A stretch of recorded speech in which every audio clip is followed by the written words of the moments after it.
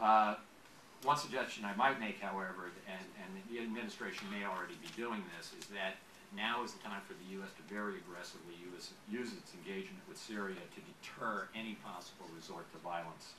that may be contemplated, either in the run-up to the elections or in their aftermath.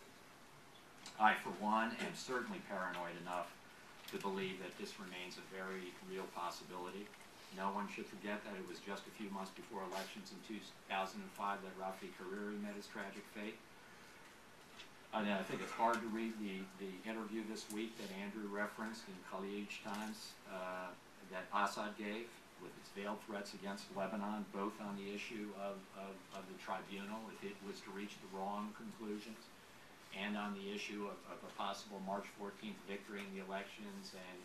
any attempt by it to genuinely rule as a Democratic majority.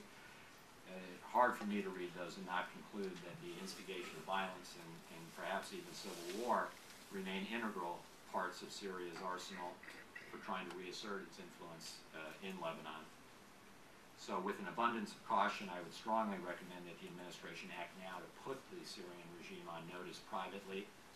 that the relatively smooth passing of these elections and their aftermath, free from violence and intimidation, will be a critical metric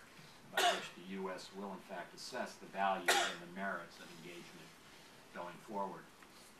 Fourth point that I want to make very quickly is just to underscore how difficult I think it might be to pursue engagement with Syria in a way that does in fact meet U.S. interests and objectives, rather than simply addressing a much more narrow Syrian agenda.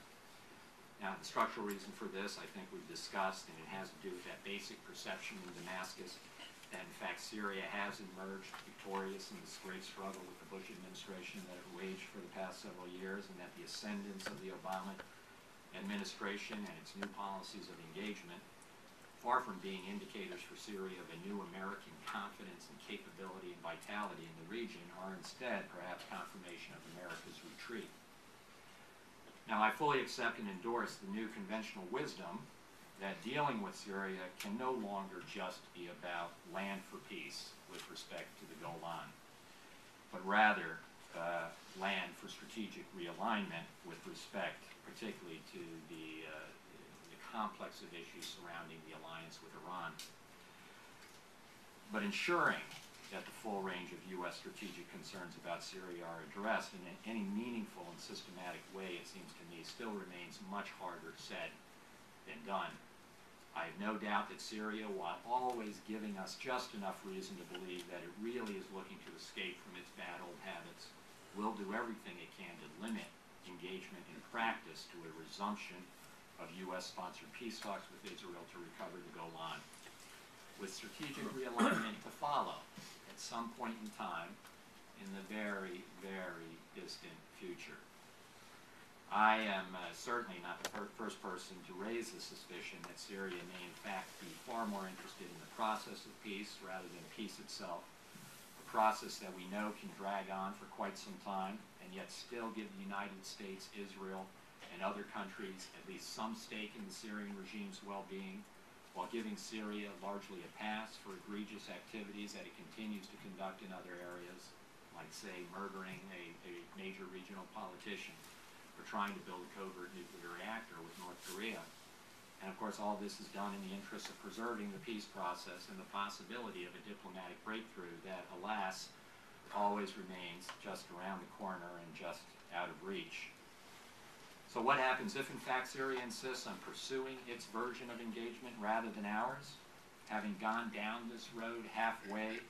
will the administration really be able to turn around and say this just isn't working,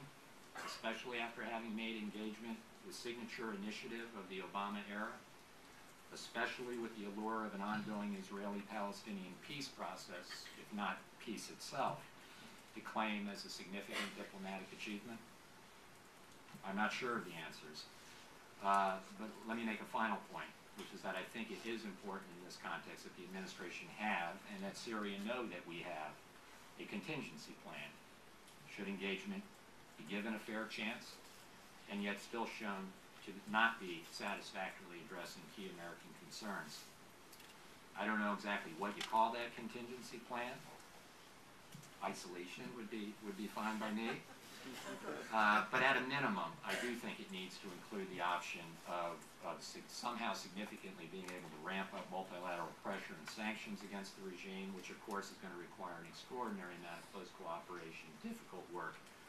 with, I think, allies that are going to be very, very reluctant.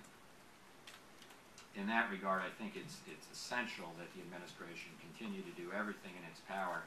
to ensure that the two big potential levers in its hand, the Hariri Tribunal and the IAEA investigation of Syria's secret plutonium reactor, stay as robust as possible, hanging constantly like a sword of Damocles over Assad's head. He will no doubt do what he can to use engagement as a strategy to neutralize those threats, and I think the administration will just have to resist as best it can. At the end of the day, my own view on this remains that it is only the existence of that kind of pressure and leverage that is the kind that carries, at least implicitly with it, the possibility of implications for the survival of Assad's regime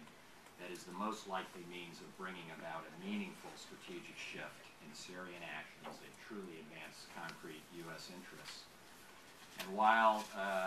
we're all here today to discuss engagement, its promise, and its merits,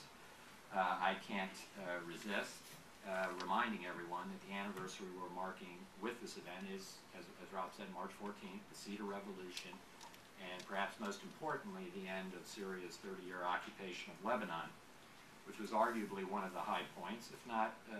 the high point of American policy and achievement vis-a-vis Syria in recent decades,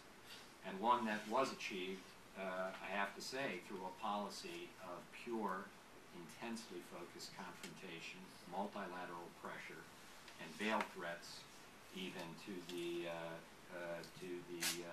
long-term existence of the Syrian regime if it didn't comply, and didn't comply very quickly. Now, I understand all that's out of fashion today, and for the Bush administration at least, I must say, it certainly was not a strategy that the administration was able to sustain over any length of time. But I think there's no doubt it was effective at that particular moment in history. It did work, and for that reason alone, it may at least be a model worth keeping in reserve just in case for a rainy day.